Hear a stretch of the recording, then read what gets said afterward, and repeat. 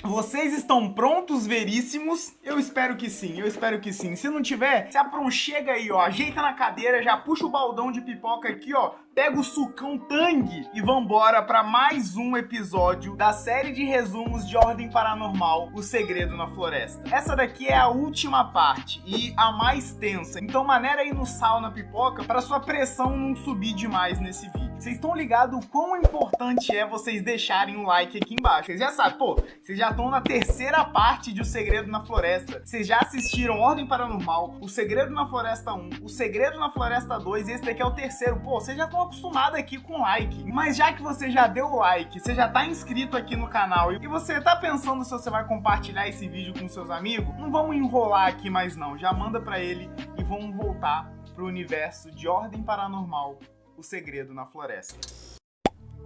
O ferreiro, agora, organiza com o guarda da cidade uma busca pelo porteiro, enquanto o minerador vai guiar vocês pela caverna, onde uma misteriosa porta que nunca foi aberta espera por vocês.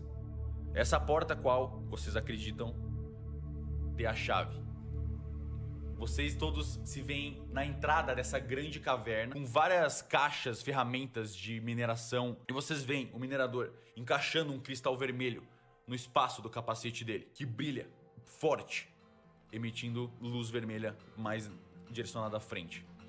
Então, liderados pelo minerador, eles começam a entrar nessa caverna úmida e escura. O Arthur, nesse momento, ele trava na entrada da caverna, sendo consumido pelo medo de perder qualquer um dos amigos dele ali dentro. O César chega nele e conversa falando que eles estão juntos naquela ali e vai sair todo mundo junto daquilo ali. Então, todo mundo da equipe se dá a mão e eles começam a entrar cada vez mais fundo nessa caverna. Quando, de repente, eles começam a ver cristais verdes nas paredes e no chão. E o minerador fala pra eles tomar muito cuidado com aqueles cristais, que por mais que sejam os cristais de cura, aqueles cristais daquele tamanho oferecem muito risco pra vida deles. Então não encostem nos cristais verdes brutos dentro da caverna. E quando eles estão passando por esse ambiente cheio de cristais verdes, eles começam a ouvir um barulho, parece que vindo das paredes e debaixo deles. Quando de repente eles são surpreendidos por uma espécie de topeira preta com 6 patas, uma criatura muito esquisita que começa a atacar eles, pulando em cima deles. O Thiago consegue se defender com o escudo, eles rapidamente se formam para poder atacar essa criatura e com apenas alguns ferimentos leves eles conseguem matar todas essas criaturas, essas espécies de topeira que apareceram aqui. E quando eles terminam de matar essas topeiras, eles começam a ouvir barulho vindo de dentro da caverna, de mais fundo, barulhos de asas, como se fossem morcegos. E quando eles aparecem, é uma espécie de morcego com mariposa, uma coisa muito estranha, umas asas longas que atacam em um bando de 6 e se dividem para poder atacar os agentes. E por mais irritante que sejam esses monstros, eles conseguem juntos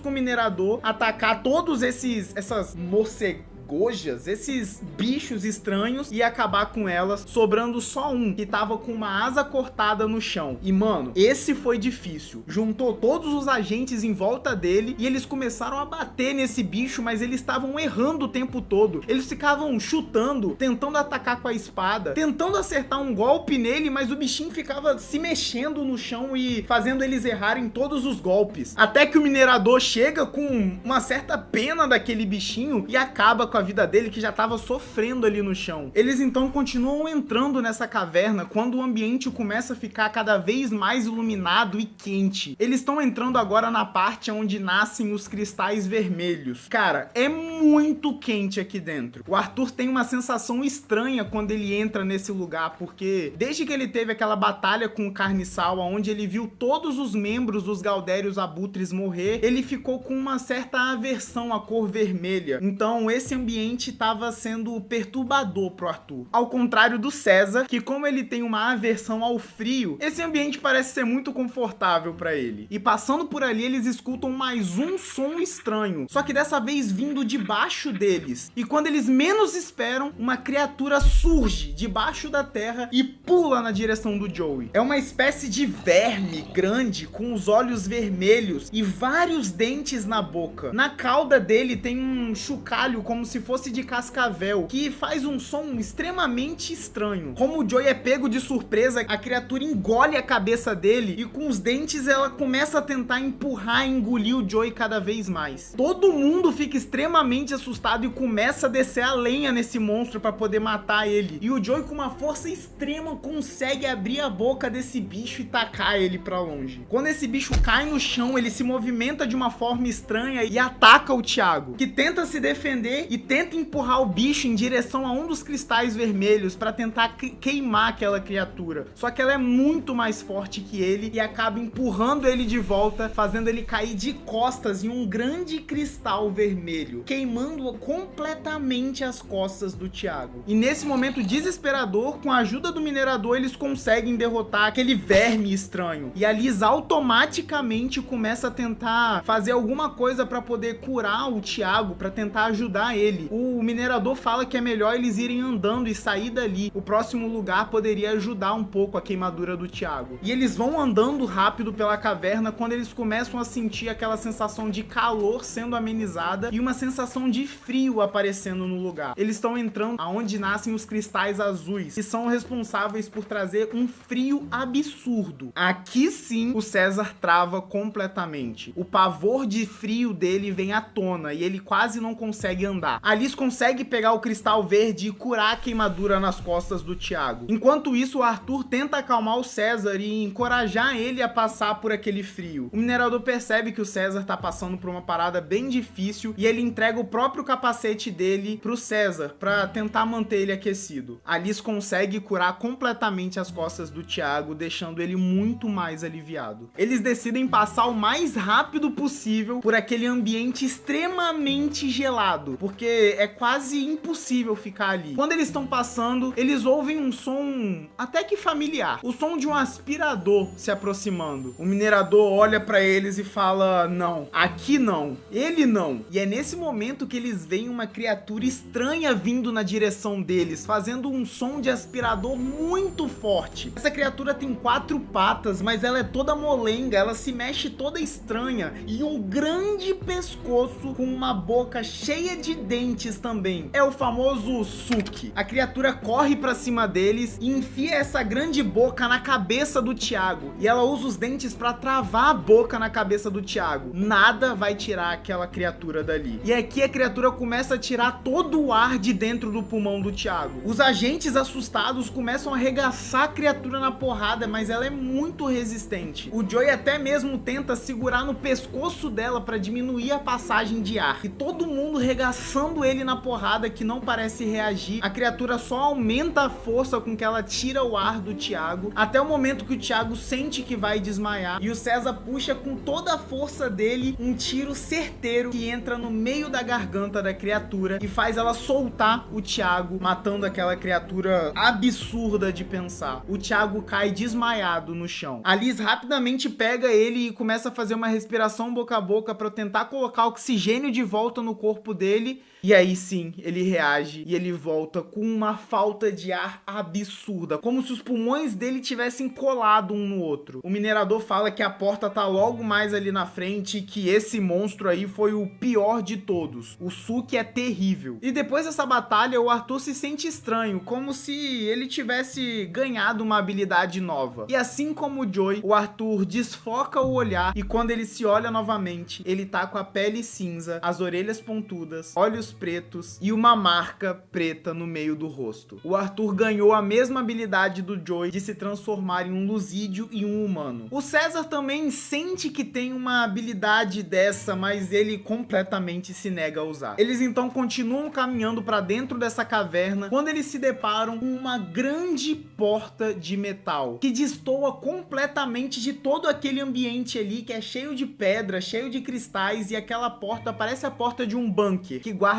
muitas informações. O minerador fala que eles já tentaram de todas as formas abrir aquilo ali, com picareta, espada, tudo que eles imaginarem, e realmente a porta tem vários arranhados, várias marcas de uma possível tentativa de arrombar aquilo ali, e nada nunca abriu aquela porta. A Liz então examina aquela porta para ver algum lugar que ela pudesse colocar aquele cartão, e de uma forma bem difícil até de perceber, porque a porta estava toda arranhada, ela vê uma pequena fenda, onde ela insere o cartão e emite uma luz luz vermelha, como se estivesse escaneando o cartão. E aqui a gente ouve uma voz robótica falando: Bem-vindo, ferreiro. Mano, tá maluco, pô, tá maluco? A Liz até lembra de quando a Lourdette escreveu no diário dela que na caverna elas viram o futuro. Será que seria isso? É estranho. Em cima de onde a Liz colocou o cartão, apareceu um símbolo espiral verde. A Liz, tentando identificar se aquilo seria uma espécie de código, ela passa o dedo nos pequenos símbolos que tem em volta desse símbolo espiral e eles começam a se acender, o que sugere que sim, ali precisa de algum código, alguma senha. O minerador começa a bater na porta para tentar forçar ela a abrir, mas nada acontece. Que fica claro que só o ferreiro conseguiria abrir essa porta. O minerador aqui, ele fala que realmente aqueles Ignaros ali na frente dele, eles são diferentes, eles são especiais, eles têm muita informação. E ele decide contar um segredo sobre Santo Berço. Ele fala que mais pra frente ali na caverna tem uma área restrita, uma área que só Lusídios conhecem. E ele convida os Ignaros a conhecer essa área. Os nossos amigos da Ordem, curiosos do jeito que são, eles aceitam e seguem o minerador. Quando eles andam mais a fundo nessa caverna, eles percebem que começa a aparecer nas paredes um cristal que eles ainda não conheciam. Esse cristal é preto, é diferente de todos os outros. O minerador fala que aquele ali é o cristal mais valioso de Santo Berço. E quando eles continuam andando, entrando no que seria uma área onde os cristais pretos nascem, eles conseguem ver a silhueta de uma criatura no fundo dessa sala, meio que escondida nas sombras. Quando eles se aproximam mais um pouco, eles reconhecem essa criatura. É o porteiro, segurando uma faca na mão e apontando na direção dele. O minerador fica completamente espantado e logo grita o que o porteiro tava fazendo ali. O porteiro, então, apontando a faca na direção deles, grita de volta que ele não vai deixar ninguém encostar naqueles cristais. Então a respiração do minerador começa a ficar muito mais forte e profunda e ele tá extremamente puto. E é aí que ele fala: droga, agora eu vou ter que lidar com todos vocês aqui. E ele agarra a cabeça do César e finca a picareta na costela dele. O César, sem entender nada, leva um dano absurdo com aquela picaretada. O porteiro fica assustado e corre na direção deles falando: não, eles não. Enquanto a Liz acerta uma foiçada em cheia no braço do minerador. O César, sentindo muita dor, ele se afasta dali e pega o cristal verde dele pra tentar curar aquela picaretada que ele levou. E no momento que ele usa o cristal verde na própria ferida, ele olha pra própria pele e ele tá cinza. O cabelo dele completamente branco, as marcas pretas no rosto, o olho preto e a orelha pontuda. Ele acabou de assumir a forma lusídia dele, desenvolvendo a mesma habilidade que o Joe e o Arthur têm. Todos os agentes ali, extremamente confusos, eles simplesmente se defendem daquela criatura absurda que tava do lado deles até o momento. E eles atacam ele como podem, mas ele fica cada vez mais enfurecido. O porteiro continua correndo na direção deles. O minerador, completamente inconsciente, só pensando em acabar com todos ali, ele sai distribuindo porrada pra todo lado e inclusive uma picaretada em cheio no ombro do Arthur, arrancando o braço dele fora. O Arthur cai no chão imóvel, completamente inconsciente. O porteiro sai correndo na direção do Arthur e ele saca um frasquinho com um cristal verde na mão dele. E ele rapidamente enfia o cristal verde na boca do Arthur, que desmaia. No mesmo momento ele saca outro frasco de cristal verde e começa a passar no ombro do Arthur pra ele parar com aquele sangramento, aquela ferida absurda, na tentativa de salvar a vida do Arthur. Enquanto a Liz e o Thiago continuam batendo no minerador, o César, ele taca ali um tiro certeiro no olho do minerador, que agora parece mais um monstro ali na frente dele. O minerador olha pro César e começa a andar na direção dele. Ele agarra o César pelo cabelo e começa a arrastar ele em direção a um grande cristal preto que tem ali na sala. E é nesse momento que o Thiago enfia a espada nas costas do minerador, gritando pra ele soltar o irmão dele. Calma, o César não é irmão do Thiago, foi só uma forma carinhosa. Graças ao porteiro, o Arthur foi curado a tempo e não morreu nessa batalha. Mas agora ele carrega o fardo de nunca mais poder tocar guitarra, porque ele não tem mais o braço esquerdo. O Arthur, então, para conseguir se levantar do chão, ele lembra da sua família para reunir forças novamente, e ele consegue se levantar bem desequilibrado, e ele fica testando ataques com o martelo dele no ar, já que agora ele perdeu um ponto de equilíbrio muito forte. Enquanto isso, os agentes da Ordem exigem uma resposta do porteiro de que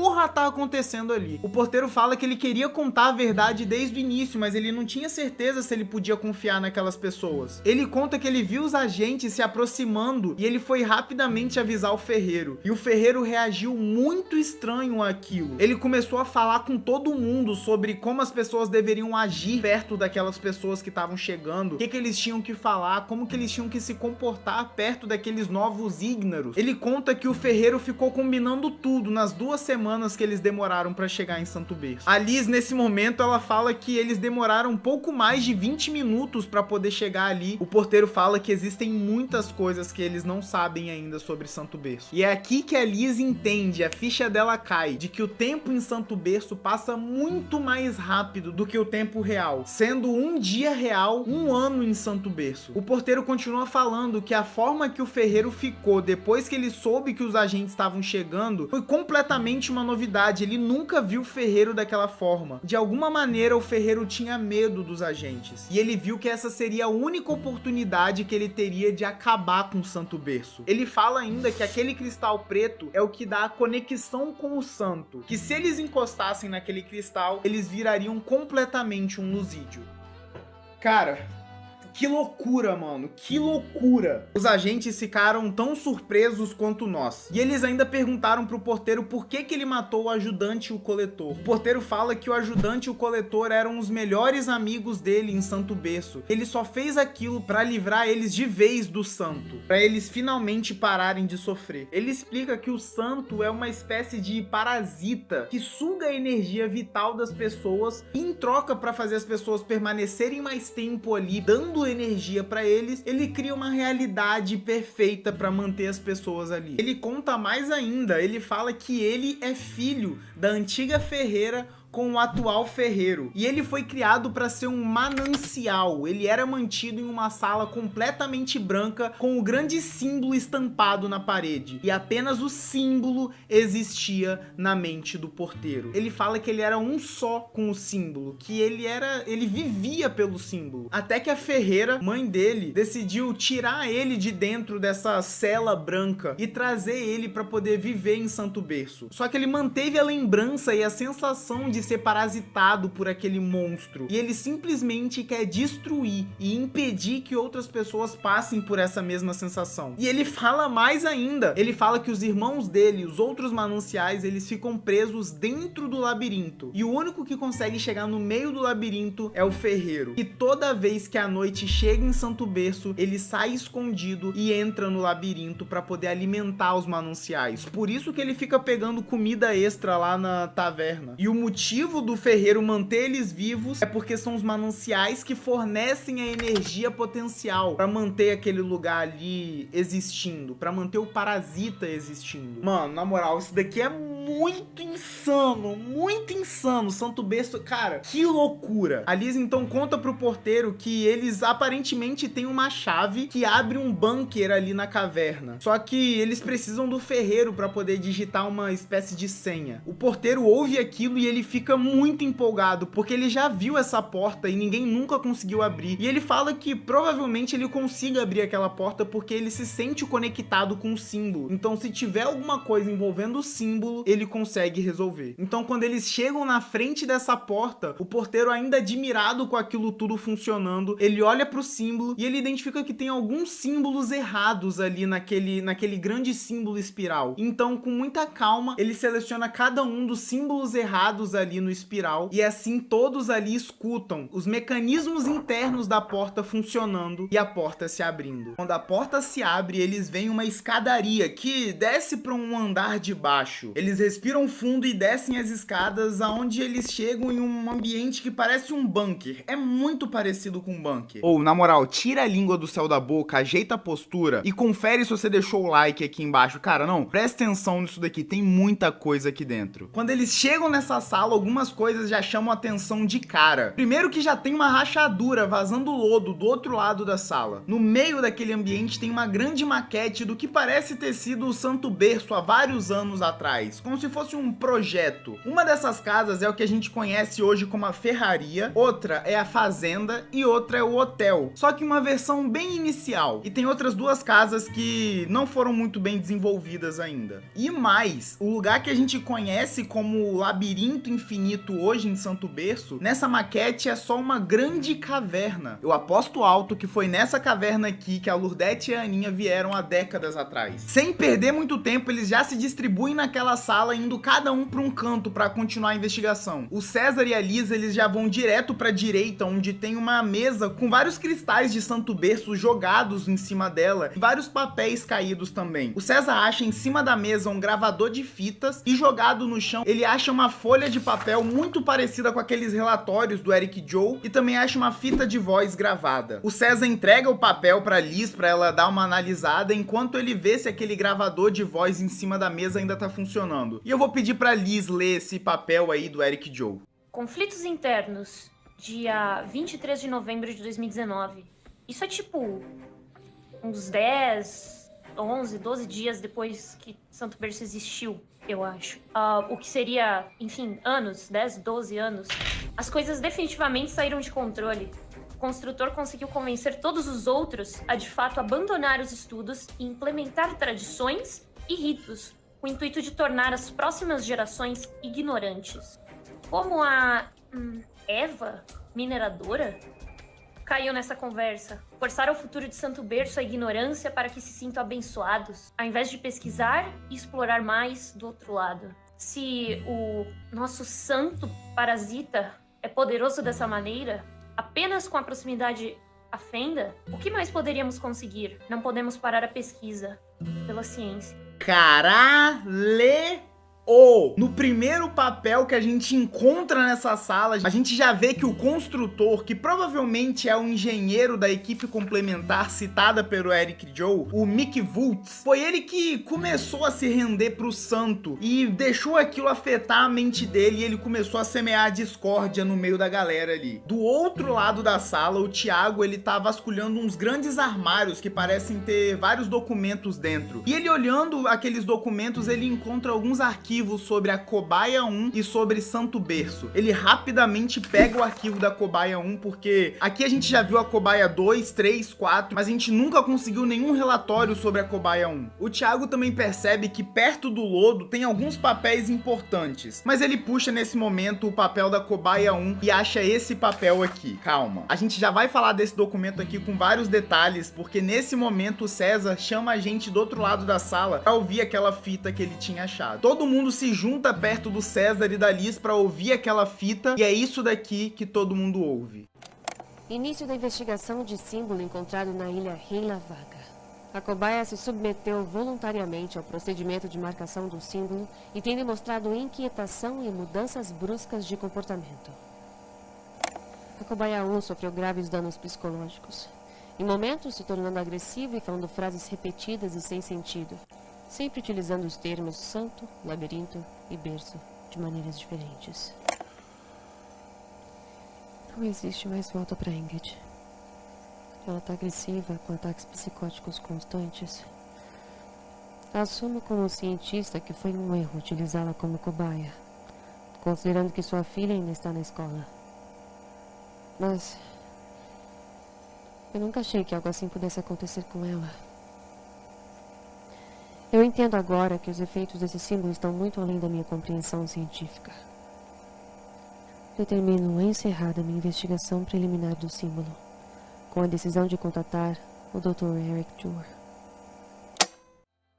Mano, não sei se vocês pegaram as minúcias do que a gente ouviu aqui. Primeiro, esse daqui é um relatório da Eva Van Gloss. Pelo visto, o Eric Joe gostava de escrever e a Eva Van Gloss gostava de fazer os relatórios em áudio dela. Cara, que loucura. Pelo que a gente ouviu aqui, a Eva Van Gloss fez uma expedição em uma ilha chamada Heila Vaga e depois ela voltou pro Brasil e achou uma cobaia voluntariamente pra poder marcar esse símbolo nela e ela ficou louca. Ela fez esse experimento em uma pessoa chamada Ingrid. Ingrid. Esse nome é familiar pra você? Não? Então, vamos analisar esse papel aqui que o Thiago achou. Ingrid Volkomen. Lembra agora? Não lembra ainda? Então vamos voltar um pouquinho no tempo. Matheus soltou mais alguns detalhezinhos sobre a Agatha. Ele falou que ela sofria bullying na escola por conta da sua mãe, que era meio bilu-teteia das ideias, matou um punhadinho de gente e tava presa. O nome da mãe da Agatha é Ingrid Volkomen. Gravem esse nome aí, gravem. Pode escrever. Puxa o caderninho. Ingrid Volkomen.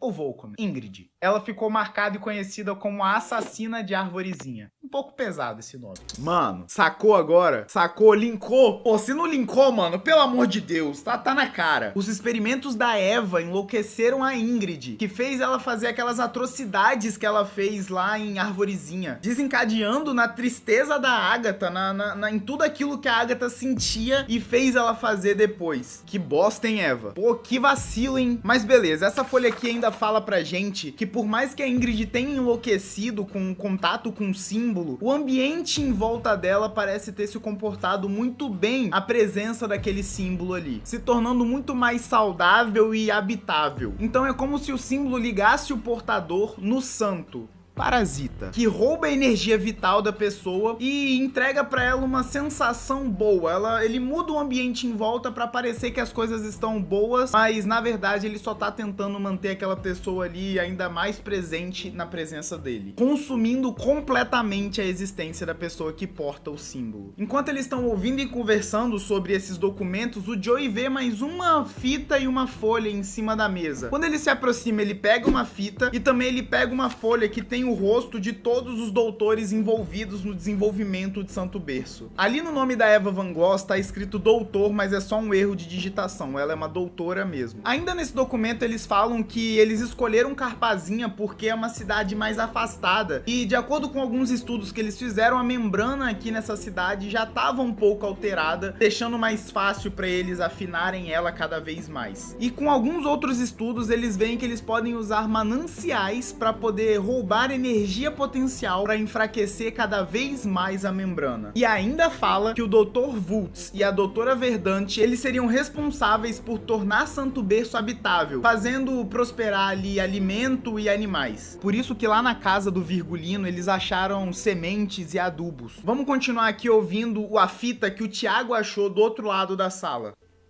Os estudos com Eric utilizando a cobaia 1 determinam uma sequência interessante de fatos. A cobaia 1, ao ter o símbolo marcado em si, tornou-se o que Eric chama de uma fonte de energia potencial. Sua vida foi parasitada pelo símbolo, ou melhor, pela entidade invocada nele. O resultado disso é agora denominada hipnose espiral, que afeta não apenas a psique da fonte de EP, como também o ambiente ao redor e seus organismos. Eric entrou em contato com seu mentor Mick para estudos mais avançados. Eles esperam que enfraquecimento da membrana local tenha grande determinação no potencial da entidade que eles denominam parasita de dimensões. Parasita de dimensões? Essa daqui é nova pra gente, hein? Mano, o Thiago, nesse momento, ele tem uma overdose de informação. Ele fala que ele não quer mais ouvir áudio nenhum. Ele volta pro outro lado da sala pra continuar procurando o documento. E a gente aqui ouve a terceira fita, que o Joey achou junto com a foto dos doutores. Pode dar o play aí, Joey, vambora. Os novos estudos com o auxílio da doutora Paula Verdante e Walter Luz nos deram muitas respostas. Vir para uma cidade isolada com a membrana frágil foi realmente uma boa ideia. Walter explica que o símbolo funciona como uma marca de hospedeiro, uma espécie de permissão para a entrada do parasita. Os efeitos da hipnose espiral do parasita têm o propósito de satisfazer os prazeres e necessidades de seus hospedeiros. Isso resultaria em comida saborosa, plantações fartas e clima agradável. Até mesmo transformação geológica de terreno inapto para fértil. O parasita mantém seus hospedeiros com alta qualidade de vida para que o mantenham alimentado com fontes de energia potencial. Walter tem tentado utilizar animais e corpos relacionados ao enfraquecimento da membrana como hospedeiros do parasita, utilizando aqueles motoqueiros estúpidos como fonte de EP. Nós entregamos a eles pequenos medalhões com um símbolo para que funcionem como fonte de EP, mas Eric não parece satisfeito. O seu plano é recriar o que descobrimos com a cobaia 01, mas agora com 2 pessoas. Usar o que ele chama de mananciais. Seres humanos presos, convertendo toda a sua vida em energia potencial para o parasita.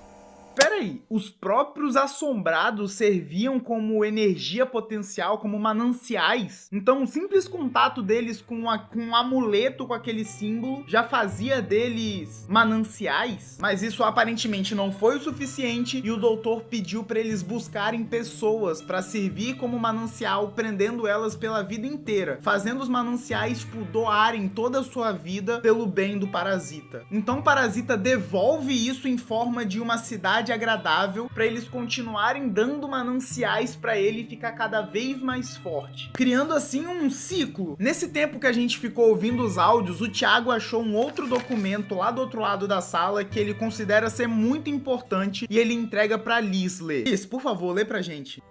Santo Berço.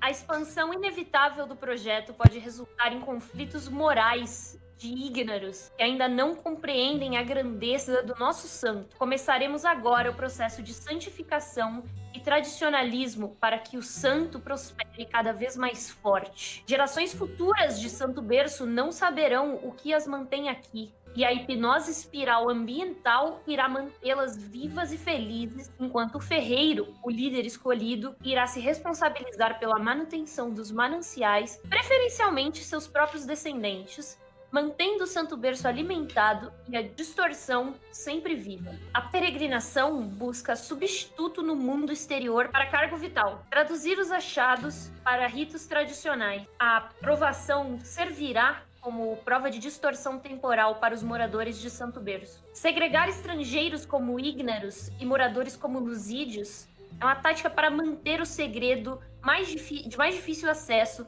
dando tempo suficiente para que a hipnose espiral atinja o cérebro.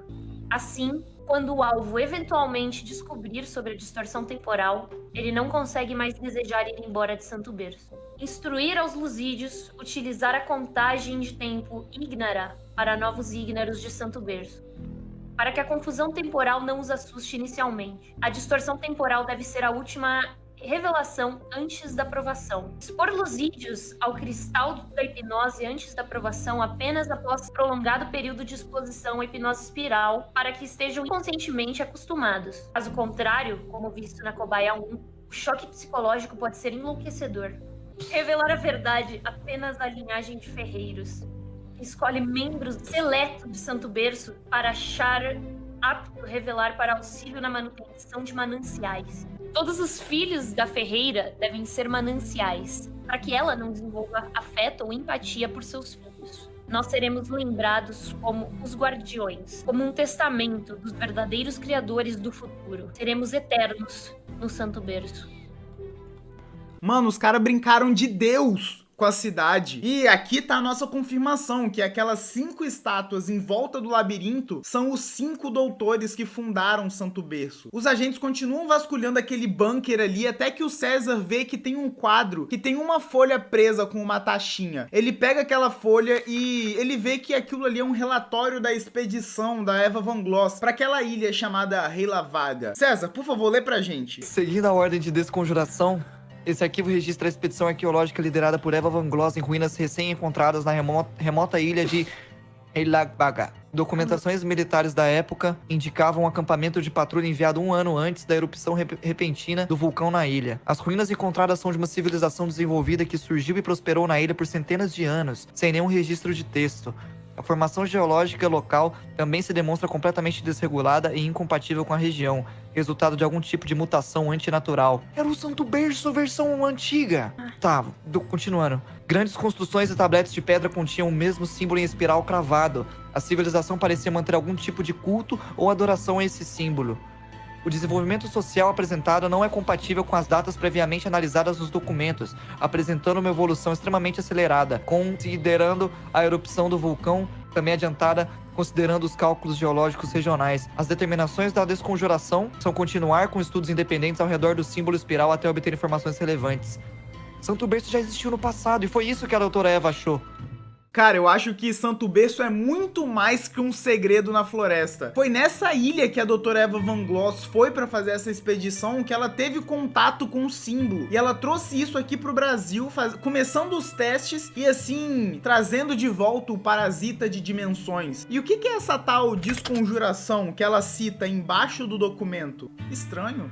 A Liz e o César acham perto do lodo um papel que tá todo sujo e que a gente só consegue ler o título, falando análise de distorção temporal baseado em energia potencial. Então, além dos mananciais manterem o parasita alimentado, eles também afetam o tempo em Santo Berço. É por isso que o tempo em Santo Berço passa de uma forma diferente. Quando o César ele se abaixou para pegar essa folha, ele viu uma outra folha mais à frente que chama a atenção dele. Ele não sabe por que essa folha chamou tanta atenção dele. Parece que ele ouviu um sussurro que fez ele olhar para aquela folha. Eu entrego estranho, até parece que eles são, sei lá, marcados, alguma coisa assim, pra achar esses documentos, sei lá. Quando o César vai na direção dessa folha e ele pega, nessa folha cheia de lodo tem o que parece ser um símbolo de 5 lados. E na ponta de cada lado tem um outro símbolo menor. Mas o César só reconhece o símbolo espiral desenhado nessa folha. Diferente da Liz, que quando olha pra essa folha, ela reconhece também o símbolo que tá embaixo. Ela reconhece do último caso dela, em algum lugar daquele bunker escondido que tinha na escola. Inclusive, só uma curiosidade pra vocês. Lembra daquela planta que eles acharam no bunker? Essa daqui, ó. O símbolo dessa folha que eles acharam é muito semelhante ao desenho desse bunker.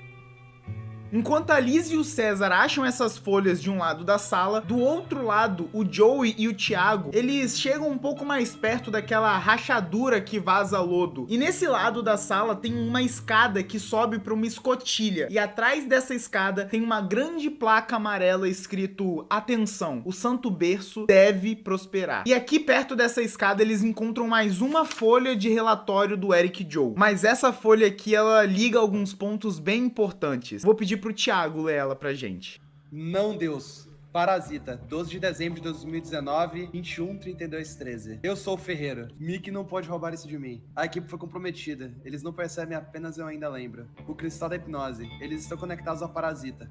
Como foram estúpidos a ponto de se permitir encostar nele. O parasita não me permite aproximar. Eu precisei marcar o grande símbolo em mim para conseguir me guiar no labirinto. Somos cientistas, não é um deus, é um parasita. Mickey precisa lembrar disso. O símbolo é forte. Não esquecer. Irei confrontar Mickey hoje. Precisamos ir embora ou destruir o parasita original. Se Mickey negar, irei expor o Santo Berço. Irei encontrar os investigadores da Ordem e mostrar como chegar em Santo Berço. Eu só não posso esquecer. Eu não posso deixar o símbolo me fazer esquecer. Vou trancar o laboratório e destruir as outras chaves. Eles não poderão destruir o trabalho que fiz. Não santo. Parasita. Parasita. Parasita.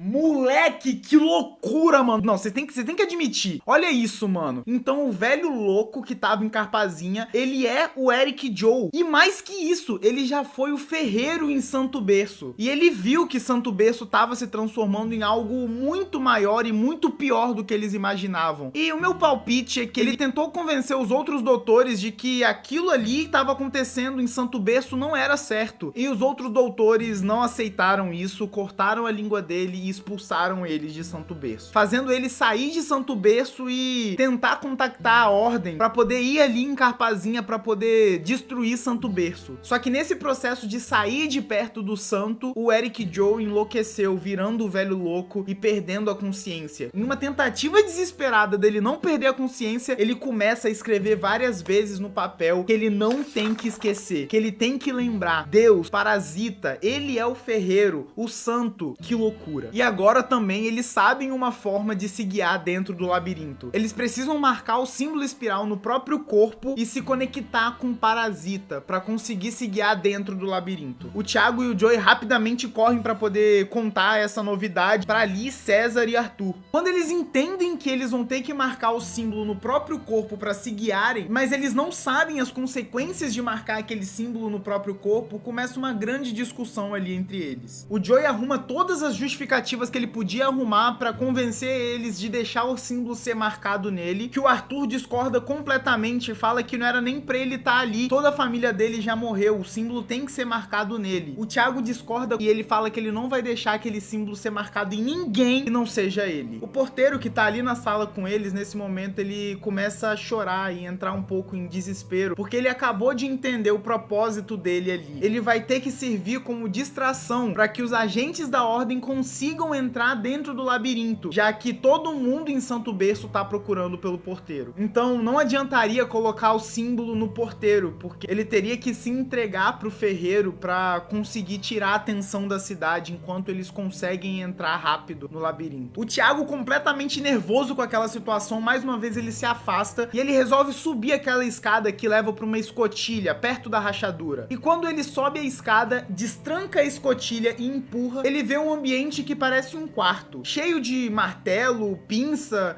e uns pedaços de ferro jogados. Rapidamente ele deduz que aquilo ali seria o quarto do ferreiro e fecha a escotilha bem rápido. Eles observam o caminho que eles fizeram dentro das cavernas e eles falam que sim, é bem possível que eles estejam exatamente embaixo da ferraria. O que faz muito sentido também, porque o primeiro ferreiro foi o Eric Joe. Então é bem comum que ele tivesse feito aquele bunker ali para os estudos embaixo da casa dele. Só que o ferreiro atual de Santo Berço nunca conseguiu entrar, porque a escotilha é trancada por dentro e aquela grande porta de metal na caverna só podia ser aberta por aquele cartão, que foi encontrado no velho louco, que foi o ferreiro de Santo Berço também. Mano, eu sei que parece que tá confuso, mas respira fundo. Tá tudo fazendo sentido. O Thiago, tomado por um grande senso de proteção, ele ameaça o porteiro a colocar o símbolo nele, porque ninguém ali mais merecia ter aquele símbolo marcado. Afinal, só o Thiago já tinha passado pela sensação de ficar preso dentro do labirinto infinito, conectado com o símbolo, aonde a mão dele deixou de ser a mão dele e ele quase que abriu a porta para passar pro outro lado. Quando o porteiro ouve ele falando isso, ele se aproxima do Thiago e fala: você já é um de nós, você já é um Lusídio, você acabou de descrever o processo de passagem para se tornar um Lusídio. O porteiro chega a perguntar se o Thiago tocou no cristal e ele fala que não, que ele sentiu aquilo quando ficou horas preso dentro daquela aranha. O porteiro afirma mais uma vez que aquele sentimento que ele descreveu é exatamente o sentimento de ser um manancial. Eu sei, isso é chocante. Da mesma forma que chocou a gente, devastou os agentes dentro daquele bunker. Porque a preocupação principal é o que vai acontecer com o Thiago quando eles destruírem Santo Berço. O Thiago também seria destruído, mas agora não tem mais caminho nenhum, não tem mais volta. O porteiro então é obrigado a fazer o grande símbolo espiral nas costas do Thiago. Todos os agentes da equipe se juntam perto do Thiago e abraçam ele bem forte, dando todas as forças possíveis para ele aguentar o que quer que venha depois que aquele símbolo fosse marcado nele. Então o porteiro pede um pedaço do cristal vermelho que o César carrega com ele para ele usar na funda e ele começa a marcar o grande símbolo nas costas do Thiago. Quando o porteiro faz o último símbolozinho daquele grande símbolo espiral, a mente do Thiago começa a derreter, a mente dele quebra, ele entra em um colapso e tudo em volta dele some e a vida dele se rende ao grande símbolo espiral mais uma vez. Ele é levado de volta para aquela sensação que ele tinha quando estava preso dentro da aranha e tudo ao seu redor some. Apenas o símbolo faz sentido. Só que dessa vez ele sente algo estranho. Algo encosta na mão dele. E quando ele olha, o Joey tá de mãos dadas com ele. E ele continua olhando. A Liz aparece ali naquele imenso vazio. O César também aparece. O Arthur aparece do lado dele. E eles conseguem se comunicar e darem toda a força possível pro Thiago passar por aquilo. Mas o Thiago sente que ele já não tem tanto tempo quanto ele tinha antes. E nesse momento, o Thiago consegue ouvir ao longe um grande coração batendo. Por algum motivo, o Thiago não tá mais sozinho naquele vazio. O Thiago olha ao redor e ele vê que as paredes do labirinto onde ele tá, nesse momento, são iguais às paredes do bunker. E ele vê alguns vultos brancos também naquele imenso vazio, que seriam as mesas, a maquete, os armários. Ele consegue, de alguma forma, se guiar dentro daquele labirinto. Ali segura a mão forte do Thiago e promete que vai guiar ele até o labirinto, pro Thiago guiar eles dentro do labirinto. O porteiro olha pra eles e fala que tá na hora dele cumprir o papel dele. E ele sobe as escadas, abre a escotilha e ele sai pela escotilha dentro da casa do ferreiro. Os agentes no bunker conseguem ouvir sons de luta acontecendo em cima, metais caindo e umas vozes grossas gritando. E enquanto isso tudo acontece no andar de cima, eles aproveitam pra trocar as roupas novamente para as roupas antigas deles. Eles não sabem o que aconteceria com as roupas deles quando eles destruírem Santo Berço, então eles voltam para as roupas antigas. E quando eles ouvem aqueles sons altos no andar de cima pararem, eles resolvem subir a escada e também sair pela escotilha. Todos sobem e saem, o Thiago com um pouco mais de dificuldade, até que todos estão no andar de cima, dentro do quarto do ferreiro. Eles abrem um pouquinho a porta para ter acesso à ferraria e eles veem que o guarda tá ali dentro. Eles ficam em extremo silêncio até o guarda ir embora e eles finalmente conseguem sair para a ferraria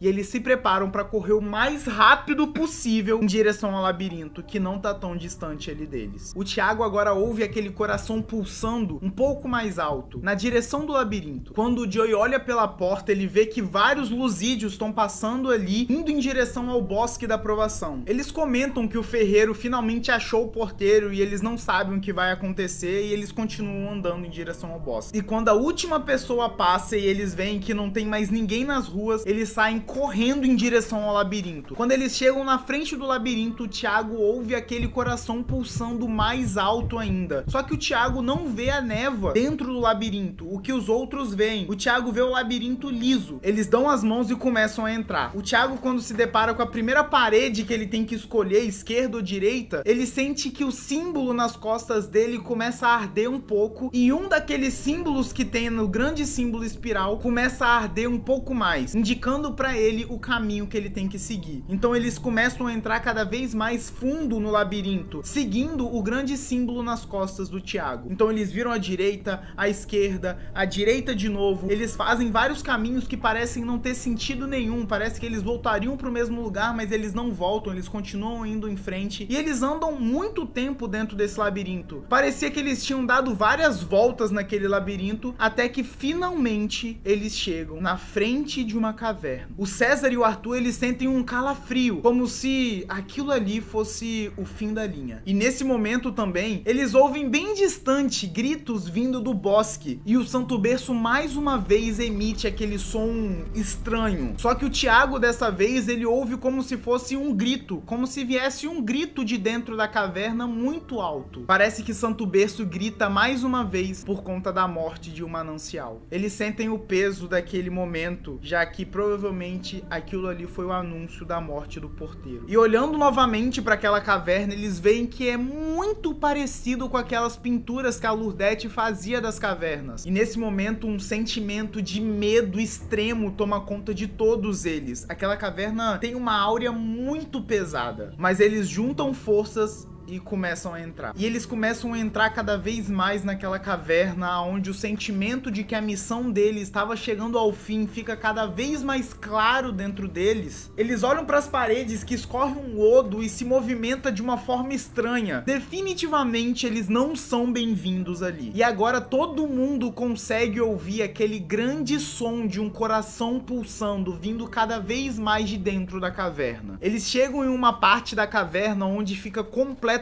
escuro, obrigando eles a sacar uma lanterna para conseguir enxergar. E eles também aproveitam para segurar nas mãos novamente as armas de fogo deles, já que nessa altura do campeonato, que se lasque como o Santo Berço vai ficar se eles usarem fogo ou não. Eles continuam andando e andando dentro dessa caverna, que segue em várias direções. Eles podem entrar à direita, à esquerda, continuar reto, tem várias interseções dentro dessa caverna, mas o Thiago guia eles de acordo com o som que ele ouve daquele coração. Ele tá indo pra onde o som parece estar mais alto, até que eles chegam em uma espécie de corredor que tem portas seladas dos dois lados das paredes. O César e o Joey se juntam com bastante força pra tirar a trava de uma dessas portas pra conseguir abrir, e quando eles finalmente conseguem e abrem a porta, eles se deparam com uma espécie de cela completamente branca, com um símbolo espiral marcado em uma das paredes. E dentro dessa cela eles encontram um homem já idoso, com barba e cabelo bem grande, que sorri sorri pra eles e fala: finalmente vocês chegaram. Eu esperei por tanto tempo. A equipe acha aquilo completamente estranho e pergunta pra ele quanto tempo ele tá preso ali. Ele fala que já perdeu as contas. Ele acha que é um pouco mais de 30 anos que ele tá preso ali. E ele revela seu nome dizendo que ele é o Kenan Thomas, um dos integrantes da equipe Kelvin. O quê? A equipe se aproxima rapidamente dele perguntando como que ele foi parar ali. O Kenan nos conta com detalhes o que houve. A gente entra na visão da equipe Kelvin e a gente conhece tudo o que aconteceu há pouco mais de um mês atrás. A Ordem convocou Mariana Larona,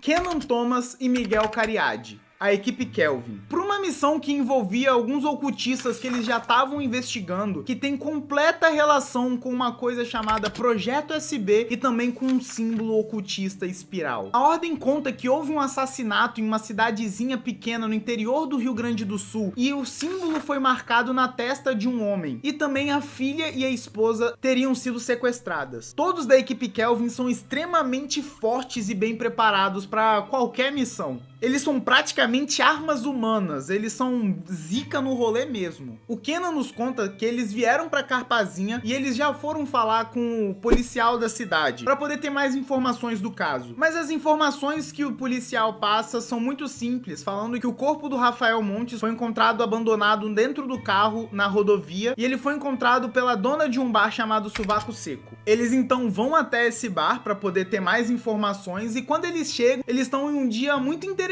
desse bar. Aparentemente vai ter um show de uma banda de rock chamada Galdérios Abutres. Todos do bar foram muito receptivos com eles, inclusive o guitarrista da banda, que ficou muito feliz com a presença deles ali e elogiou bastante as tatuagens deles. Eles conversam um pouco mais com a Ivete, que conta o básico pra eles sobre... Ela simplesmente viu o carro parado, o cara tava morto dentro, ela ligou pra polícia e nenhuma informação a mais. A equipe Kelvin então decide passar a noite ali no bar, curtir o show e beber um pouco. E no dia seguinte eles dariam continuidade à missão deles, que é investigar o Rafael Montes. Até que eles estão ali no bar e o Miguel Cariadi vê entrando uma moça loira e muito bonita no bar. Ele resolve chegar nela pra poder trocar uma ideia, um papinho, jogar uma lábia, com bastante segundas intenções. A mulher se apresenta como Laura e ela também parece estar muito interessada no Miguel. O Miguel leva ela até a mesa deles e apresentam a Mariana e o Kenan pra ela. A Laura estranhamente parece se interessar demais por aquele grupo. E ela pergunta se eles já têm algum lugar pra dormir ali na cidade. E convida eles pra ficar em um hotel, em uma cidadezinha que ela mora ali perto de Carpazinha. Uma cidade chamada Santo Berço. Todos da equipe Kelvin reconhecem esse nome, Santo Berço. Eles sabem que esse nome é relacionado ao Projeto SB. Eles tentam agir naturalmente, mas eles têm certeza que eles precisam ir com essa mulher pra poder investigar mais, já que, aparentemente, o Projeto SB caiu no colo deles. Eles precisam ir investigar. Eles aceitam ir com ela, afinal eles ainda não tinham lugar pra dormir e eles precisavam conhecer Santo Berço. Então eles saem do bar acompanhando a Laura, que fala que tem um corta-caminho que passa por dentro da floresta, mas é bem rapidinho. Eles acompanham ela fingindo não saber de nada. Eles acham aquilo muito estranho, entrando cada vez mais fundo naquela floresta que fica com uma névoa cada vez mais densa. Eles já estão andando no meio da floresta com as mãos nas armas já. Eles sentem que eles podem sair daquela floresta a qualquer momento e qualquer coisa que aparecer ali, eles vão acabar com tudo. Até que finalmente eles saem da floresta e vem uma grande vila medieval com um grande arco de madeira escrito Santo Berço. E aqui eles tomam o primeiro choque. Em Santo Berço tava completamente de dia, mesmo em Carpazinha sendo 10 horas da noite. A Laura explica que aquilo ali é um fenômeno natural da região.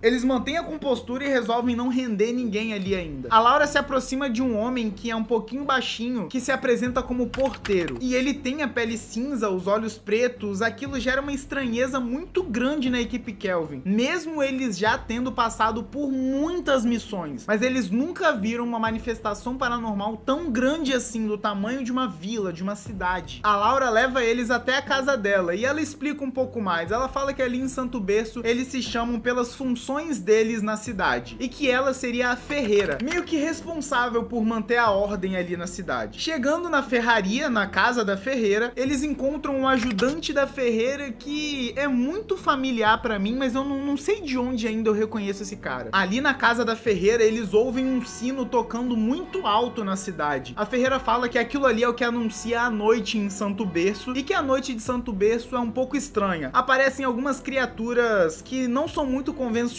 mas que aquilo, mais uma vez, é da região. É algo ali do meio da floresta, claramente mentindo pra ele. Ela fala que o melhor lugar pra eles ficarem é no hotel, e leva eles até lá, mas convida o Miguel a ficar com ela ali na casa dela e tal, vocês estão ligados. Mas o Miguel fala que nessa primeira noite ele prefere ficar com os amigos dele. Chegando no hotel, eles conhecem o hoteleiro, que é um velho meio rabugento, e também conhecem o filho do hoteleiro. Cara, olha que bonitinho. O hoteleiro explica algumas regras estranhas pra eles ali sobre ficar no hotel e entrega a chave dos quartos pra eles, mas eles resolvem dormir todo mundo junto no mesmo quarto. Eles se preparam pra dormir, eles arrumam um jeitinho deles ali e acabam dormindo. Até que no meio da noite eles acordaram com fortes batidas da porta e uma voz muito familiar. Eles rapidamente vão até a porta e abrem, vendo a figura do Senhor Veríssimo que treinou eles pra ordem. Esse é o Arnaldo Fritz. Sim, o pai do Thiago, que treinou a equipe Kelvin pra ser a baita equipe que ela é hoje. Esse Senhor Veríssimo começa a afrontar eles e colocar a culpa neles da morte dele, falando que ele desapareceu sozinho, que nenhum deles estava lá pra ajudar ele quando ele precisava. E por algum motivo, esse Senhor Veríssimo começa a atacar a equipe Kelvin, que tenta se defender e fala que eles não tiveram culpa, que eles nem sabem o que aconteceu com ele, até que eles percebem que eles não vão conseguir se defender por muito tempo e resolvem atacar, descendo a cabela naquele homem ali, até ele virar uma espécie de gosma preta e uma silhueta estranha no chão. E quando eles derrotam aquela criatura, os três acordam juntos na cama, se sentindo bem estranhos e falando que eles tiveram um sonho em comum que foi extremamente confuso. Por mais que o hoteleiro tenha falado que ninguém sonha em Santo Berço, eles saem do quarto e contam o que aconteceu pro hoteleiro, que escreve em um caderninho estranho dele. Eles então, sentindo fome, eles resolvem ir até a caverna para poder comer alguma coisa e também conhecer um pouco mais da cidade. Aqui no caminho da taverna, eles passaram do lado daquele labirinto estranho que sai uma névoa de dentro. E eles resolveram se aproximar para investigar um pouco mais. Eles entraram no labirinto tentando encontrar o meio dele, mas eles ficaram muito tempo andando, tentando encontrar uma lógica que fizesse eles chegar em algum lugar, mas eles aparentemente se perderam no meio do labirinto. Até o momento que eles quiseram sair,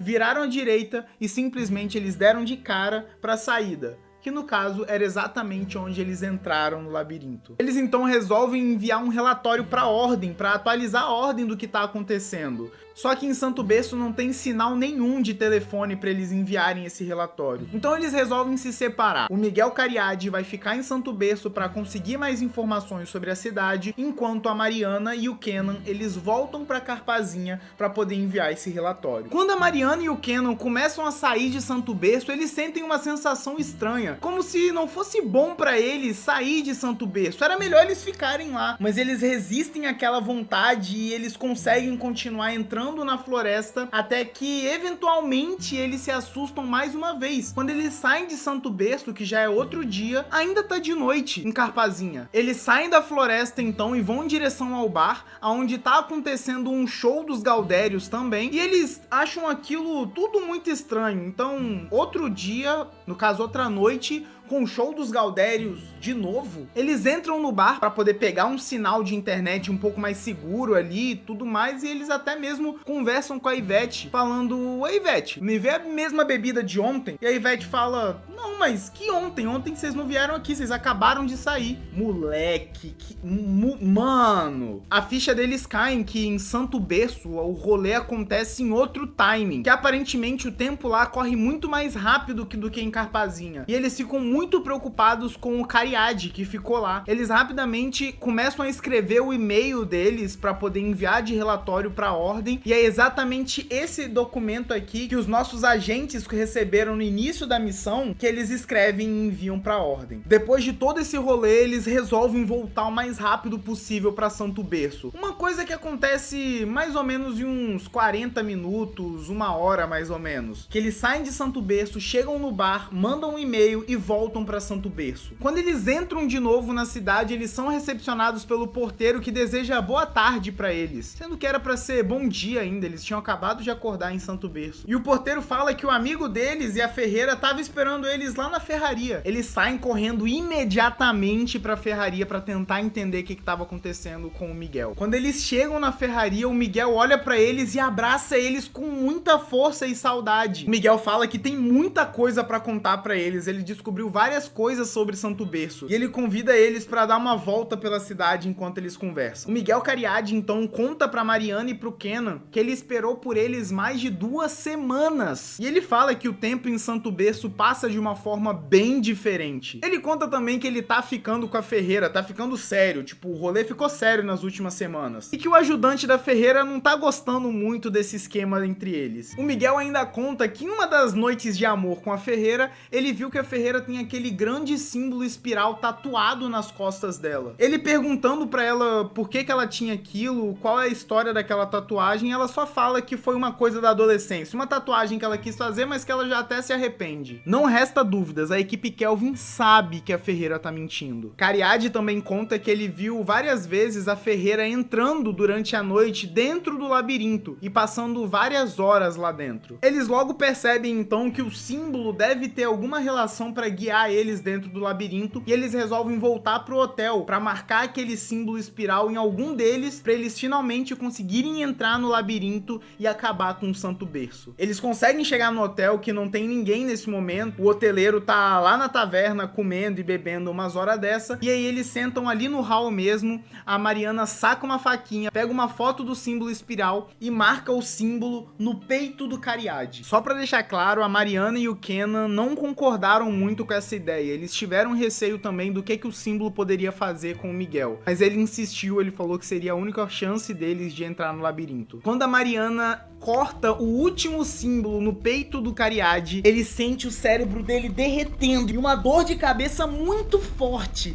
O mundo em volta dele some, o símbolo aparece e ele se vê no grande labirinto infinito. Mas graças à alta experiência paranormal que o Cariad tem com o outro lado, o mundo rapidamente volta ao normal. Ele se sente conectado com aquele símbolo, mas ele não fica vendo tudo branco, ele vê as coisas normalmente. E ele fala também que ele tá ouvindo o pulsar de um coração vindo à distância. Então eles rapidamente saem correndo do hotel e vão em direção ao labirinto, ninguém vê eles entrando e eles simplesmente começam a entrar cada vez mais. E aquele grande símbolo marcado no peito do Miguel agora parece guiar eles dentro do labirinto. Da mesma forma que eu contei aqui mais cedo sobre o Thiago, o símbolo, ele sentia o símbolo meio que queimar nele e os símbolos em volta no peito mostravam a direção de que ele deveria seguir para poder achar o centro do labirinto. Eles então vão entrando cada vez mais, quando de repente revela na frente deles uma grande caverna completamente escura na parte de dentro. Eles então entram nessa caverna e veem as paredes cheias de lodo. E o lodo da parede tá pulsando na mesma frequência que aquele coração que eles ouvem. E aí, nesse momento, eles percebem que eles vão ter que usar as habilidades do Kenan, que é um especialista em explosivos, que carrega na mochila vários explosivos pra botar aquilo tudo ali abaixo. Eles exploram a caverna, entrando cada vez mais, mas eles escolhem um caminho que aparentemente não tem saída. Eles batem de cara na parede e eles são obrigados a voltar e tentar outro caminho. Só que quando eles voltam por esse caminho, eles são surpreendidos por 2 pessoas altas e muito fortes. A ferreira e o ajudante da ferreira. A ferreira e o ajudante estão putos com a presença da equipe Kelvin dentro da caverna. A ferreira, muito chateada, pergunta por que o Miguel tava ali, por que ele tava fazendo aquilo, como que ele chegou até ali. Ela confiava nele. Mas a equipe Kelvin, cheia de razão, eles olham na cara deles e falam que eles estão ali pra acabar com tudo. Aquilo que tava acontecendo ali era completamente errado. errado. Aquele monstro tinha que ser destruído. A equipe Kelvin parte pra cima dos dois que estão ali na frente deles. A Mariana leva uma porrada em cheio na cara, mas com o tempo os agentes da equipe Kelvin conseguem imobilizar os dois Lusídios, fazendo o ajudante desmaiar e o Miguel apontando uma arma na cabeça da Ferreira. Nesse momento a Ferreira olha no olho do Miguel e fala que ele sabe que o que ele tá fazendo é errado. Ele sabe que o Santo Berço tem que viver, ele não pode fazer aquilo. E parece que o Miguel trava. Parece que nesse momento dentro da cabeça do Miguel tá tendo uma guerra, ele precisa se decidir. Então o Miguel levanta a arma e dá um tiro em cheio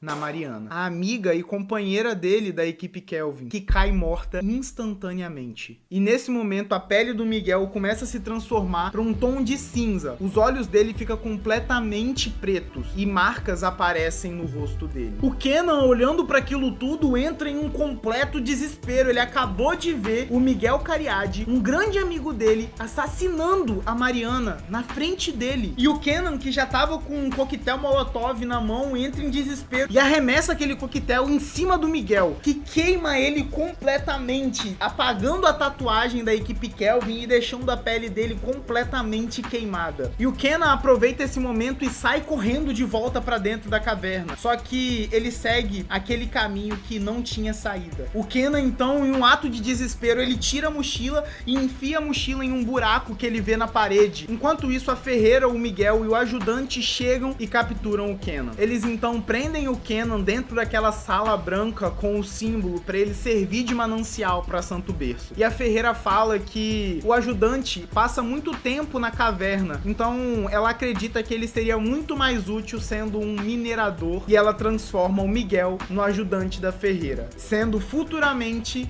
o ferreiro de Santo Berço. Depois de ouvirem a história do Kenan sobre a equipe Kelvin, os nossos agentes da Ordem, eles tentam acalmar o Kenan, falando que eles justamente estão ali para dar um fim nessa missão. Eles saem daquela cela ali e eles veem que nesse corredor tem mais celas distribuídas à frente. Eles abrem uma por uma e veem mais 4 mananciais presos ali. Alguns tentam fugir, mas a equipe consegue segurar eles e colocar eles de volta dentro das celas, enquanto outros simplesmente não reagem, ficam parados, olhando pro símbolo ou encarando eles. A equipe lembra da mochila que o Kenan contou na história que ele teria escondido dentro da caverna, e eles voltam para tentar encontrar essa mochila, ver se ela existe ainda. Como a caverna tem vários caminhos, várias direções, eles acabam se perdendo e tendo que enfrentar um zumbi de lodo que sai das paredes para atacar eles. Mas como agora eles estão usando armas de fogo, é muito simples acabar. Com um tiro, o Thiago derrotou o zumbi de lodo. Nesse momento, o Kenan tem um flash de onde ele teria escondido, mais ou menos o caminho que eles teriam que seguir. E ele guia os agentes até onde ele acredita ter escondido a mochila, e ele realmente se lembra. A mochila tava lá, eles tiram a mochila que agora tá suja de lodo, mas ele olha dentro e os explosivos estão lá ainda, e ele acredita que eles funcionam também. Eles pegam a mochila e agora mais uma vez eles se deixam guiar pelos sons de um coração pulsando, ecoando dentro da caverna.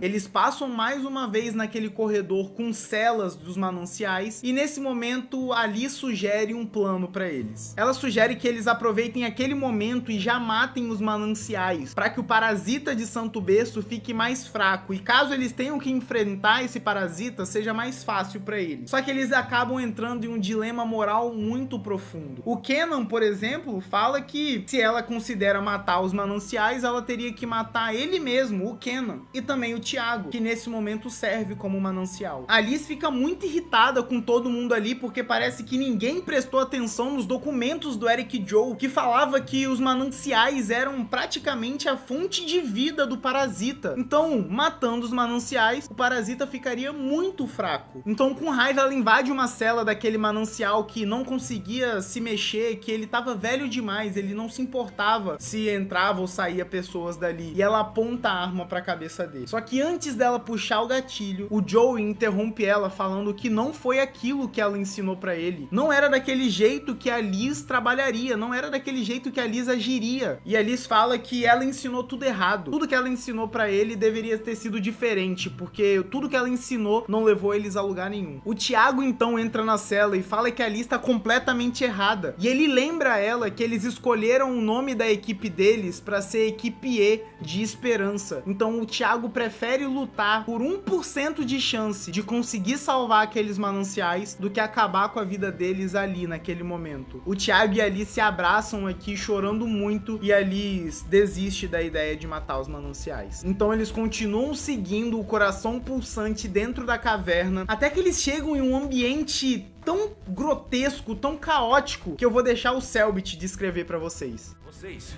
vão subindo esse morro e quanto mais vocês vão subindo, mais vocês vão enxergando essa grande área. As paredes da caverna parecem vivas no ponto que vocês estão, se movimentando violentamente, pulsando. No chão tem grandes tentáculos pretos que se entrelaçam e seguindo em frente, vocês vão caminhando e a visão de baixo pra cima vai revelando aos pouquinhos uma entrada enorme, completamente coberta por inúmeros tentáculos e lodo. Essa área, ao contrário do resto da caverna, ela não é escura, ela é bem iluminada, muito bem iluminada, por uma forte luz vermelha e macabra, originando de um enorme símbolo espiral no chão, de mais de 10 metros. E em cima dele, uma visão de terror inexplicável, uma espécie de organismo gigante, completamente preto e asqueroso, pulsando como um coração demoníaco. Ele é suspenso pelo próprio lodo, que continua se movendo a cada batida. No centro dessa aberração tem um ponto que parece ser a origem espiral dessa loucura, que se assemelha um pouco visualmente, de alguma forma bizarra e grotesca, ao próprio símbolo que originou ela.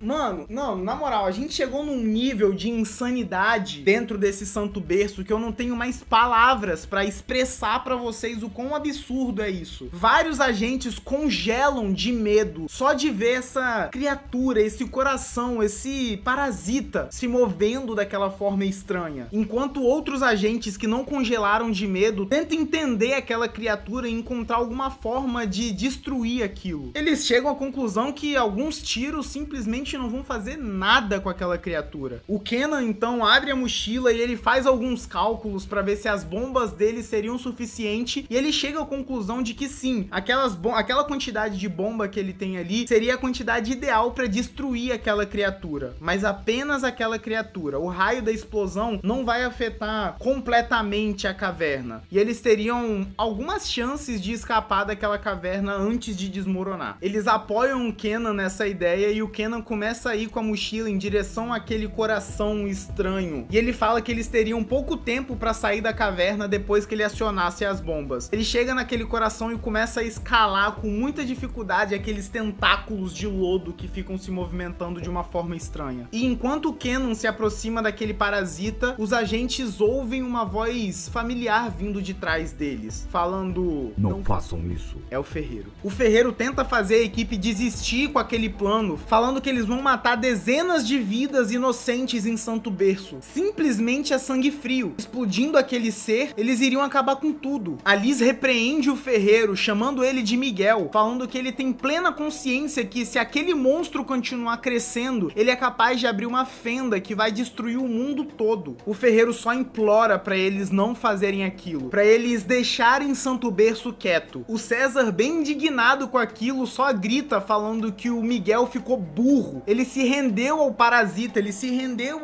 aos prazeres que o parasita entrega pra Santo Berço, e ele parou de considerar o perigo que aquilo é pra humanidade. E nesse momento todos os agentes sacam as armas e apontam pro Ferreiro. O Ferreiro corre pra cima da Liz, que desvia e dá um tiro nele, mas a armadura dele é muito resistente. Todos ali gritam pro Ferreiro pra tentar convencer ele a desistir, tentar trazer a consciência dele de volta pra ele entender que aquilo é perigoso. E o Ferreiro só consegue chorar e atacar todos os agentes ali pra tentar deter eles. Os nossos agentes da equipe eles sem alternativa, eles regaçam o Ferreiro na porrada e nos tiros pra tentar parar aquele gigante que tava atacando eles. O Ferreiro corre pra cima do Thiago pra tentar segurar ele, enquanto a Liz dá o último tiro, acabando com o Ferreiro, fazendo aquele grandalhão cair morto no chão. Nesse momento, aquele coração do parasita começa a pulsar de uma forma muito agressiva, como se ele estivesse sofrendo com a morte do ferreiro. Só que nesse movimento inconstante do coração, o Kenan acaba caindo de cima daquele grande coração absurdo, perdendo a oportunidade de instalar a bomba lá no parasita. Todo mundo corre pra ver se o Kenan tava bem, se ele tava tranquilo. E quando eles chegam, tá tudo bem com o Kenan, ele resolve montar a bomba ali embaixo mesmo, no chão, perto do coração. E ali mesmo, enquanto o Kenan vai montando a bomba, a equipe fala mais uma vez do medo que eles estão de o que vai acontecer com o Thiago quando eles destruírem o Santo Berço. Eles não querem perder mais um amigo nessa batalha. Mas o Thiago parece que entendeu o próprio destino. Ele viu que ele não sairia vivo dali. O Kenan então termina de montar a bomba e eles voltam andando em direção a onde eles chegaram ali naquela grande sala estranha. Quando eles se afastam 15 metros daquela bomba, o Kenan fala que é seguro para eles detonarem dali. O Kenan pega o detonador na mão, abre a proteção do detonador e quando ele vai apertar, ele sente que aquilo não vai funcionar. Que por algum motivo aquilo não vai ser o suficiente, aquilo não vai dar certo. É uma sensação estranha de explicar, mas eu vou deixar o Selbit explicar pra vocês. Você sabe que o lodo é sensível a fogo. Você sabe que os explosivos vão acionar. Mas ao mesmo tempo, inexplicavelmente, isso não vai adiantar. Você sobe o olhar em direção àquele grande coração preto que estava batendo furiosamente. E ele parou de bater. Ele está completamente imóvel. É aí que vocês percebem a movimentação das paredes da caverna, o lodo, os tentáculos se movendo. O Santo Berço não estava com medo de vocês. Ele não estava fugindo. Ele estava mudando. A caverna toda parece rastejar para um certo local. Um espaço, logo ao lado de vocês. Um espaço onde um corpo está deitado. O corpo que um dia pertenceu ao ferreiro. O lodo escorre para cima, subindo pelos dedos e entrando nas feridas de queimadura dos braços enormes dele, que começam a se mover, empurrando ele para cima. O lodo subindo pelas pernas, flui para o interior da armadura, escoando por todas as frestas laterais do peitoral. Ele parece buscar alguma coisa dentro da armadura. E então, com uma enorme mão preta, ele remove a armadura, revelando o símbolo grande vermelho brilhando no peito. O lodo sobe pelo pescoço, rasgando e puxando o que sobrou do rosto do ferreiro, revelando só o crânio exposto, ainda com as faixas pretas. O lodo rasteja, subindo pelo crânio, como lágrimas pretas, invadindo os olhos vazios. É nesse momento que você tem certeza. O que está na frente de vocês não é o ferreiro. Vocês acabaram de invocar o Deus da Morte.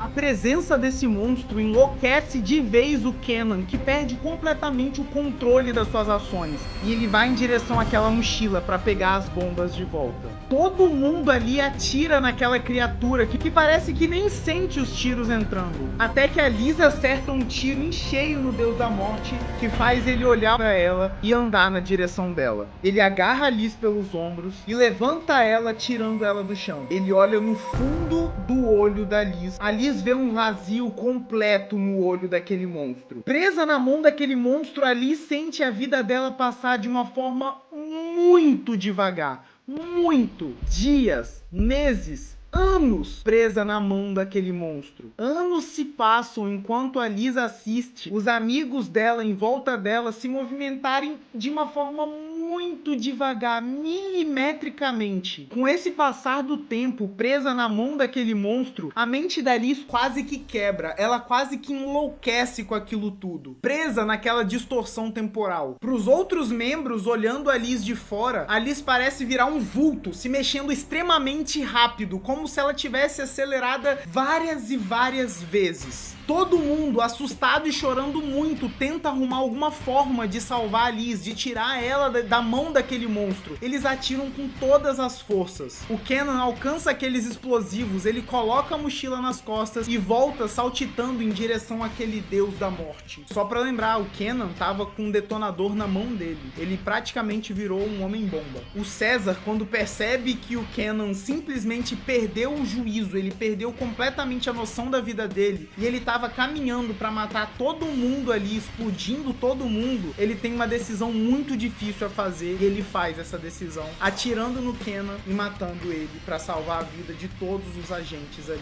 A mochila cai perto deles e o detonador cai no chão. O Thiago corre e pega o detonador na mão enquanto atira no monstro. O Thiago dá 2 tiros que acertam em cheio na cara daquela criatura, que solta a Liz no chão. A Liz finalmente sai das mãos daquela criatura e volta pra realidade, só que completamente diferente. O cabelo da Liz agora é grisalho, a pele dela completamente enrugada. Ela ficou presa 22 anos na mão daquele monstro. E com 22 anos de fúria acumulada daquele monstro, a Liz saca a pistola sinalizadora dela, mira em cheio naquela criatura e atira. O tiro da Liz acerta a criatura em cheio, mas parece que não fez muita coisa. A criatura olha pro Thiago e vai andando na direção dele. Todo mundo entra em desespero e tenta deter aquela criatura antes que ela chegasse no Thiago, mas não teve jeito. O deus da morte pega o Thiago pelos ombros, levanta ele, colocando o Thiago dentro da distorção temporal. O Thiago segura em suas mãos o detonador dos explosivos que estava logo ali do lado, e ele entendeu o que ele tinha que fazer. Agora o papel dele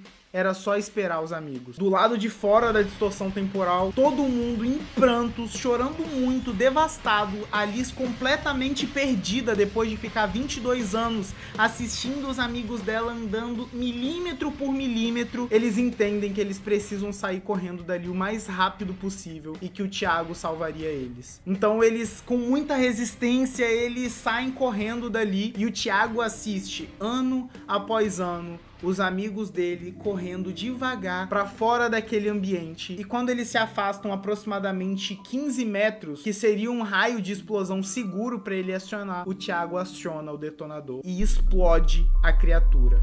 E ele também. Os 4 agentes da Ordem, a Liz, o Joey, o César e o Arthur, caminham pra fora daquela caverna que pode desmoronar a qualquer momento, mas eles já não têm forças pra conseguir correr, sem contar o peso extremo que eles estão sentindo da morte do Thiago. Saindo da caverna, eles veem o que a gente pode chamar de o inferno de Santo Berço. Santo Berço estava ruindo em chamas, todos os lusídios pegavam fogo, as construções estavam caídas e pegando fogo. O Joey, quando vê tudo aquilo, ele quase quebra. A mente dele entra em colapso, ele quase perde o controle das ações dele. Mas por um fio, ele consegue se manter e eles caminham em direção à saída de Santo Berço. Quando eles chegam na saída, a floresta agora pega fogo e eles são obrigados a passar por uma espécie de túnel de fogo, indo em direção à floresta de Carpazinha. Quando eles saem finalmente dessa floresta, eles encontram o policial, o Vitor Roth, que fica completamente espantado com o estado deles, que estão completamente machucados, e também a floresta que agora pega fogo. Eles simplesmente falam que eles não têm forças pra explicar e eles só pedem a ajuda dele pra levar eles de volta pro Sovaco Seco. O policial, sem muitas perguntas, ele ajuda eles e leva eles de volta pro bar. Quando eles chegam lá, eles encontram a Ivete, que acolhe eles com muito carinho e tenta entender um pouco o que tinha acontecido. Os agentes da Ordem, com bastante peso, eles cavam mais 2 covas, perto da dos Galdérios e do Christopher. Uma uma pro Thiago e uma pro Ken. O Joey tira uma pulseira que ele carregava com ele o tempo todo, que representava os antigos amigos dele, e coloca dentro da cova do Thiago. E na cova do Ken, o Joey coloca uma granada. Cada um ali se despede como pode, falando algumas palavras e até mesmo apenas quietos, se lembrando dos momentos que viveram com o Thiago. E a Liz decide pegar de volta aquele relógio de bolso que o Thiago tinha colocado em cima do túmulo do Christopher. Ela pega de volta como recordação do Thiago. O Arthur, ele explica pra Ivete que agora ele vai ter que ir pra São Paulo pra poder dar um relatório sobre essa missão. E a Ivete conta pra ele que não tem mais motivo pra ela ficar em Carpazinha. Se ele vai pra São Paulo, ela quer ir também. Caraca.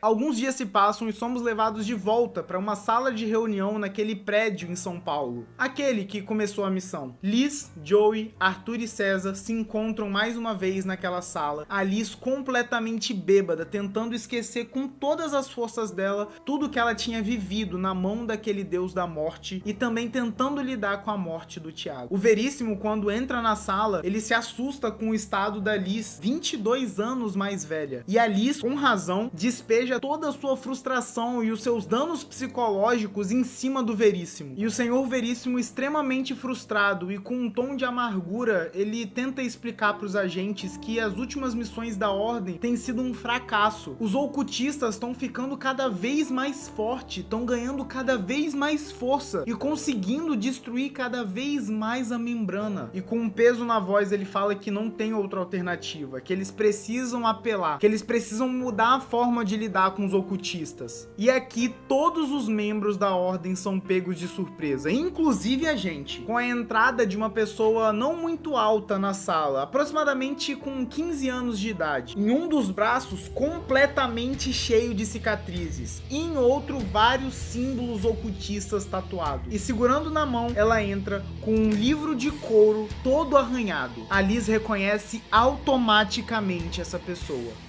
É a Agatha Volcom.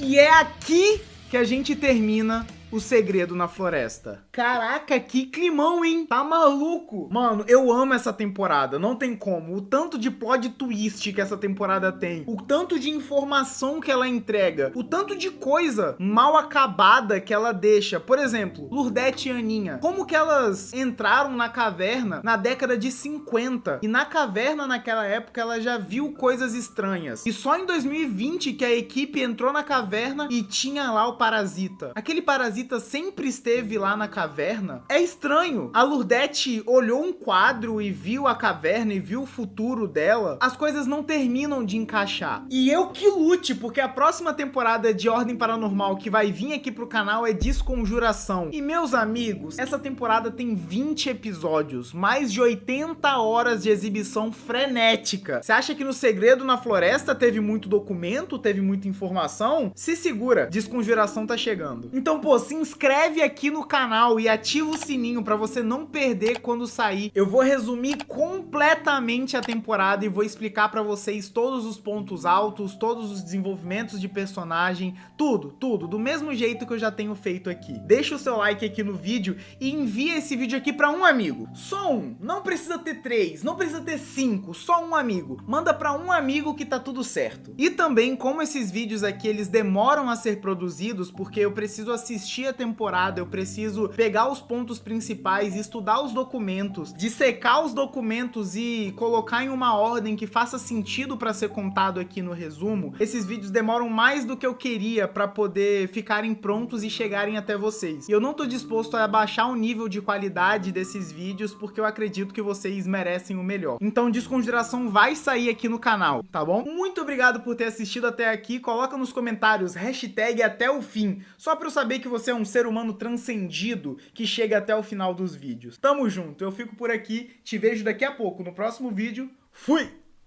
Todas as músicas que eu usei nesse vídeo são da trilha sonora oficial de Ordem Paranormal, que são produzidas pelo Júlio Vitor, e todas as informações das músicas estão aqui na descrição. As artes também que eu usei aqui no vídeo são as artes oficiais que a gente encontra lá na Wiki da Ordem, que também eu vou deixar aqui na descrição. E é óbvio que a história foi tirada das lives de RPG do Selbit, que eu vou deixar também o link da playlist aqui na descrição.